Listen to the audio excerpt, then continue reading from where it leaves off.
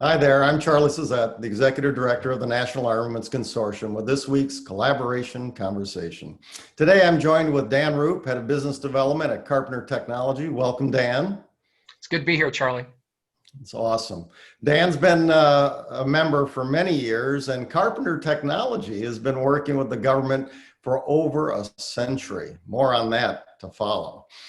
Today's theme is materials development and how Carpenter Technology has worked with the government to achieve breakthrough designs. Well, I appreciate you joining us, Dan, and tell us a little bit about your background at Carpenter and how Carpenter fits into the defense world. Well, happy to. First off, my background is like many folks in this industry. I've been in specialty metals for over 30 years, and I've had roles from operations through application engineering, innovation, R&D to market management, business development, everything along that gambit. Carpenter, like you said, is a 138-year-old company or older, and early on in its history, we've been doing defense work. $2 billion company, rock solid, and we're really in that specialty metals place where our place is stronger, tougher, mission critical metals for the Department of Defense. That's really where we focus. Recently, we've expanded because we had powder metallurgy in our history. So additive manufacturing has just been an extension of what we do at Carpenter. And we've made $200 million in investments and acquisitions to really build a full powder to part solution in additive manufacturing. And when it comes to qualification and certification, so that the engineer can really rely on the product in the design that goes into production, Carpenter's really put together the complete solution there. Oh, awesome. So as a material provider, where are you looking at the opportunities to participate in the department's modernization, the Army's modernization, as we get ready for this next wave of new technology? Well, I tell you, the old problems become the new challenges as you go to the next generation, right? And so there are enduring challenges for us from a metallurgy standpoint that we're working on. One is in the area of strength. Many times I sit in meetings and people look at me and say, I need all the strength you can give me.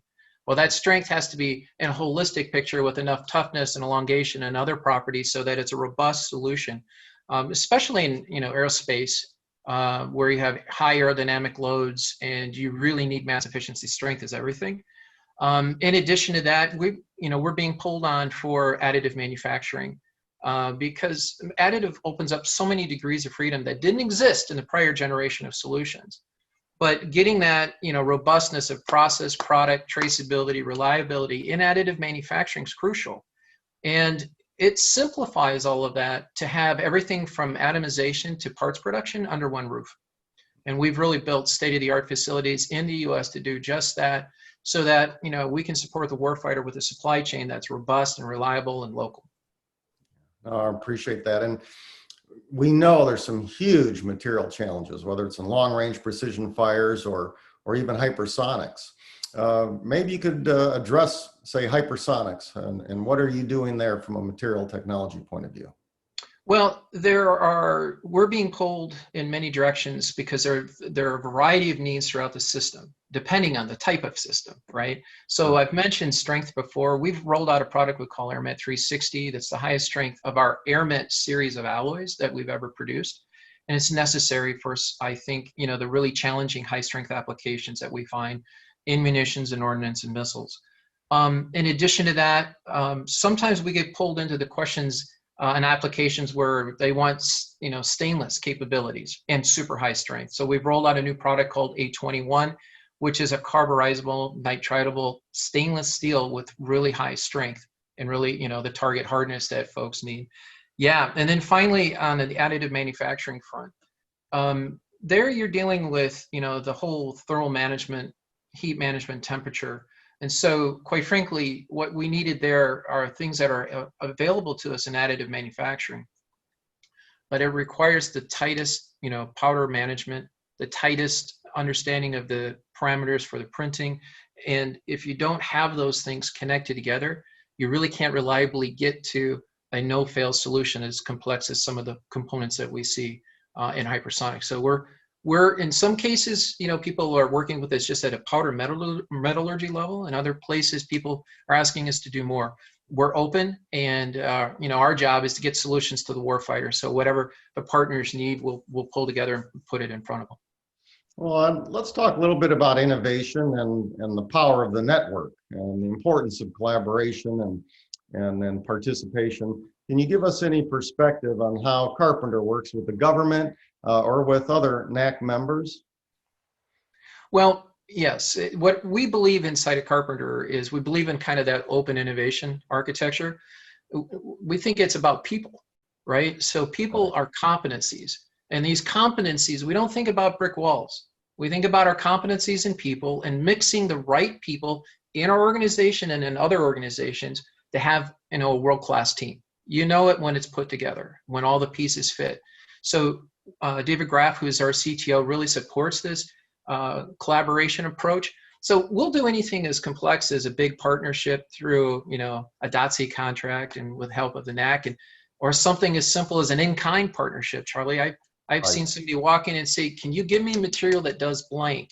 And we turn around and say, "What if we can do this?" They're off and running if we can make a small amount of material, proof of concept, and then you're off into production. So we're flexible on how we partner. And sometimes it's more formal, sometimes it's simpler. It all depends on the partner's need, the cadence of the problem, and we'll adapt. But I'm most proud of, I think, of that open architecture approach where our metallurgists, the 250 metallurgists I work with every day, when we come to work, we don't have brick walls around us. We're partners of teams, in many cases with the customer, including directly with the DoD. Oh, it's an awesome model, Dan. Appreciate all you're doing and your perspective. I guess my last question would be, with all your experience, and we have a lot of members who are material scientists, that are material developers, any advice for some of our NAC members as they're, beginning this journey into the modernization?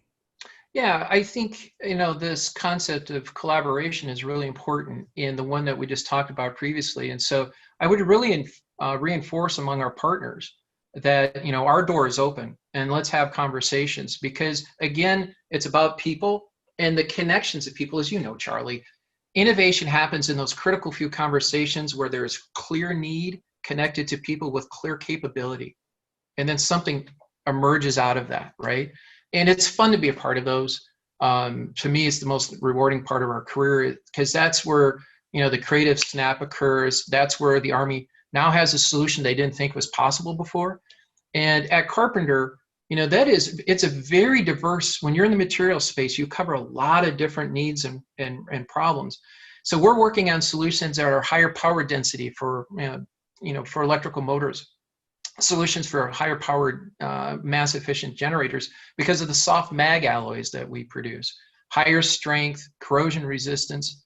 We're really being stretched, but it's about people and the way people are connected to the opportunity and the problem. And that's where the NAC shines. I wanted to make a comment. I thought that your previous call, with GD on the call, Joe Zisette did a nice job of talking about speed. And I thought to myself, he's absolutely right. And one of the enablers to speed is the connections. And I think, the NAC does a really nice job of that. We get connected to people we wouldn't have normally bumped into before. People reach out to us because of the NAC. And, the bottom line is that's serving the warfighter. That's about, we're putting it together, getting it done, delivering it at an industrial scale as quick as possible. And so I appreciate the NAC. I appreciate being a part of it, Charlie, and I appreciate your leadership. Thanks for having a chance to hear a conversation from maybe a non-traditional member of the NAC, Well, Dan, the pleasure has been all mine. This wraps up our third edition of the NAC's Collaboration Conversations. It's super. Thanks, Dan. And thanks to all of you for joining us. And feel free to reach out to Dan or myself if you have any follow-up questions. And have a great day. And Dan, you have a great day and be safe out there. Thanks, Charlie. See ya.